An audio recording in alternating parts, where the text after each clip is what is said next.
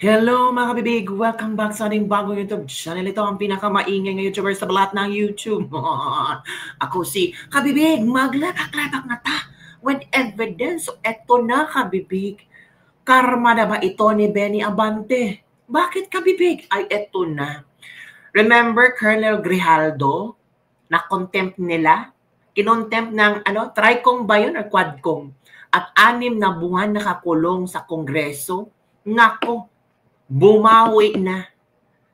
Sinampahan ng kaso si Benny Abante ni Colonel Grijaldo. Ito na ang pagkakataon. Ito na ang sinasabi lang hustisya para kay Colonel Grijaldo, mga kabibig. Ngayong araw na ito, this is it, Pansit. Benny Abante, mag-statement ka muna dito, dong. Paano na to? Diba? Yan nga ang chismis ngayon, kabibig. Hindi lang chismis. Chismis with evidence talaga ang atin dito. Oo. So, ito na. May video kumakalat ngayon na kung saan ako. Ito na talaga. Nako. Pagkita ko sa inyo ang video, ha? Makasabihin nyo naman gawa-gawa ko ito. Hindi ito gawa-gawa. Totoo talaga ito, kabibig. O, ito na. Ay, nako. Fresh news to ha. Fresh news. Ito, kabibig, ang video. Yan, o. Yan. Yan si Colonel Grijaldo, o, tingnan nyo. Kita nyo. Yung handmade siya lang para malagyan. Yung kaso na yan, ha? May Benny Abante. Desizet na yan. Okay naman. Yung maging reaction ni Benny Abante nito. Oh. Naping salute for you, Colonel Grijaldo. Alam mo, mas nag-contempt po 6 months sa loob ng Kongreso. Ito na ang pagkakataon. This is it, Hansen. Ano bang ikinaso ni Colonel Grijaldo, mga kabibig? So, maghanap tayo ng impormasyon kung ano ang kinaso. Colonel Grijaldo sued Kong Benny Abante for killing him mamamatay tao. Yan daw. So, yun daw ang rason. So, dito mga kabibig, dito, ito pala mga kabibig nangyari. Police Colonel Hector Grijaldo files a cyber libel complaint against Congressman Benvenido Abante Jr. Ito nangyari, ha. On September 18, 2025, kita nyo ba dyan kabibig? Mababasa nyo ba? O sige, pasahin natin. Police Colonel Hector Grijaldo Jr. filed a cyber libel complaint against Benvenido M. Abante Jr. before the Office of the City Prosecutor in Quezon City with the assistance of his counsel from GO and D. Guzman law offices.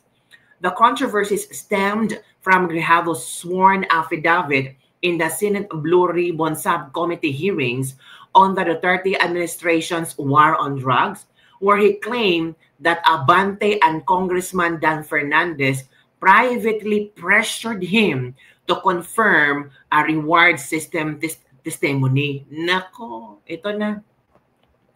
On October 29, 2024, Abante appeared in an ANC 24/7 interview with Karen Davila to deny Grijaldo's account. During the broadcast, Abante repeatedly dismissed him as a killer, questioning why the public should believe his statements.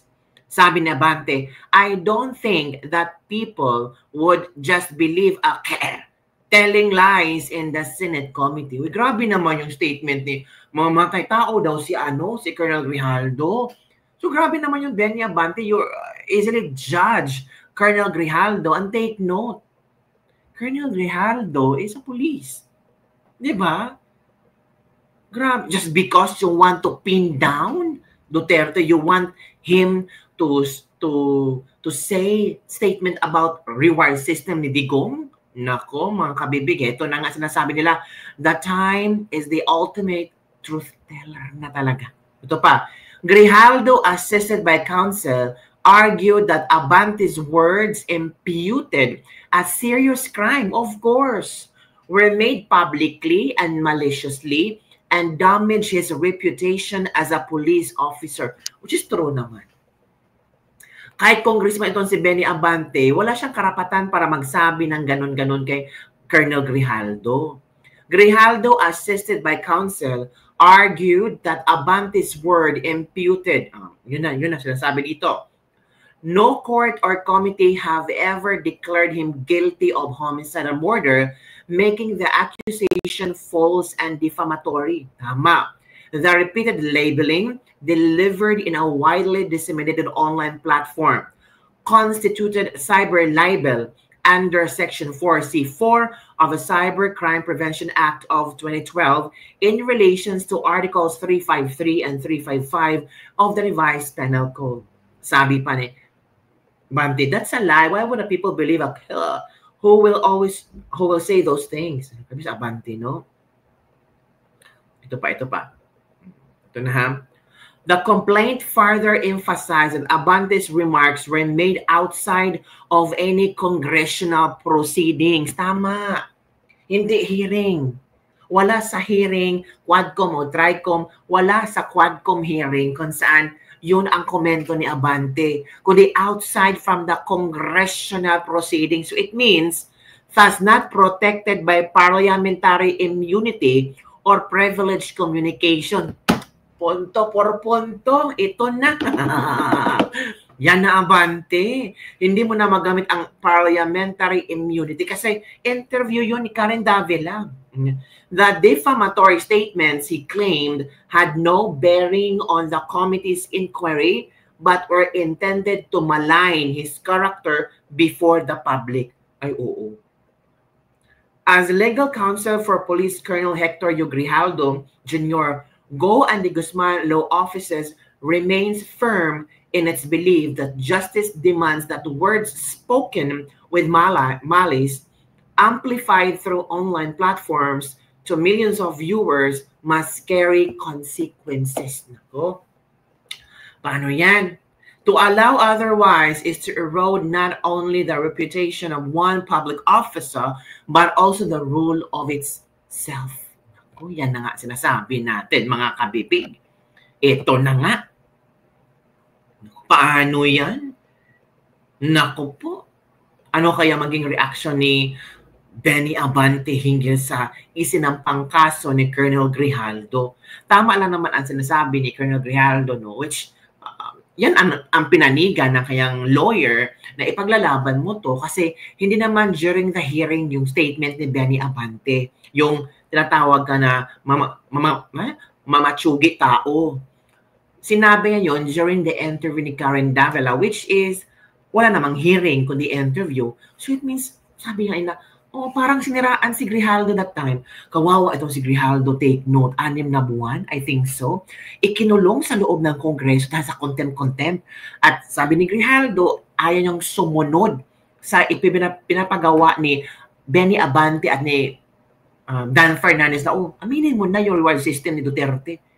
Diba ngayon, it's time for Grijaldo to revenge? Ay, hindi naman revenge.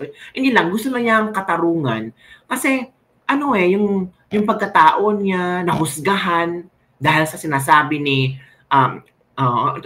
Grijaldo, as the counsel argued that Abante's word imputed a serious crime when made publicly and maliciously and damage his reputation as a police officer. So yun ang ipinaglalaban ni Grijaldo.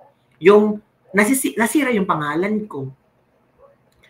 Sinira mo yung pangalan ko dahil sa mga statements mo during sa interview ni Karen Davila.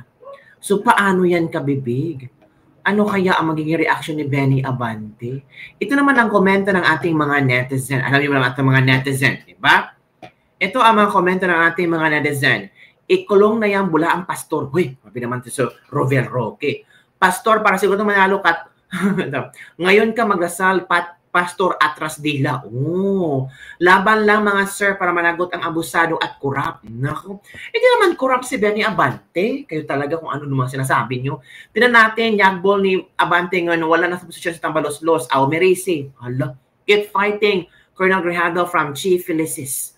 Inday Barros. Nako, Tambalos-Los is out of control. Paano lang si Benny Abante? From Jose La Chica, yes, bring it on. Colonel Grijaldo, tinan natin hanggang saan ang angas ni appointed Congressman Atras Abante. Ito na Dapat lang Fight, Sir Grijaldo. Good job. Ito ang hinihintay namin. That's for what is right. Stand for what is right, Colonel Grijaldo. Mabuhay ka. From Noel Palma. So yun po ang ilang mga komento ng ating mga netizen hinggil sa issue na ito na kung saan parang grabe ha. Pinag-uusapan ito ng mga netizen ngayon. Diba? Victory is yours.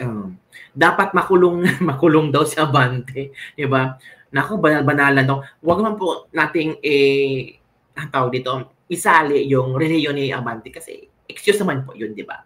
Sana, sana magsalita na si Abante kung ano ang kanyang reaction itong kaso na isinampa ni Colonel Grijaldo. Naku, mga kabibig, yan na nga ang sinasabi natin. Diba? So, ano ang iyong reaction dito mga kabibig? Comment down below. O kayo, tama lang ba na kasuhan ni Colonel Grijaldo itong si Benny Abante dahil sa kanyang remark word during the interview ni Karen Davila? Sinabi niya, mamamatay tao si Grijaldo. Sabi ni Grijaldo, wala naman akong kaso na kung saan tawag dito na guilty ako sa mga ganun-ganyan. Diba? Tama din naman si Grijaldo. No? I have to protect myself. I have to bring myself up kasi grabe yung ginawa ni Benny Abante. Yun, kabibig. Yun na. Yun na nangyari, kabibig. Ano kayang tugon ni Benny Abante nito? Alam mo naman si Benny Abante, diba? Sasagot niya si Benny Abante, oy, diba?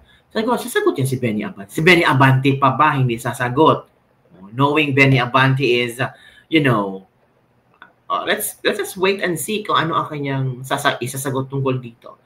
Yun lang kabibig, yung ating latest lebak-lebak for today. Don't forget to like, subscribe, and share this videos, mga marites friends, mga marites mo, sa mga marites mong friend, okay? Para alam din nila ang latest news. Makatulog pa yung friend mo marites, i-share mo na. Bye everyone, see you next time.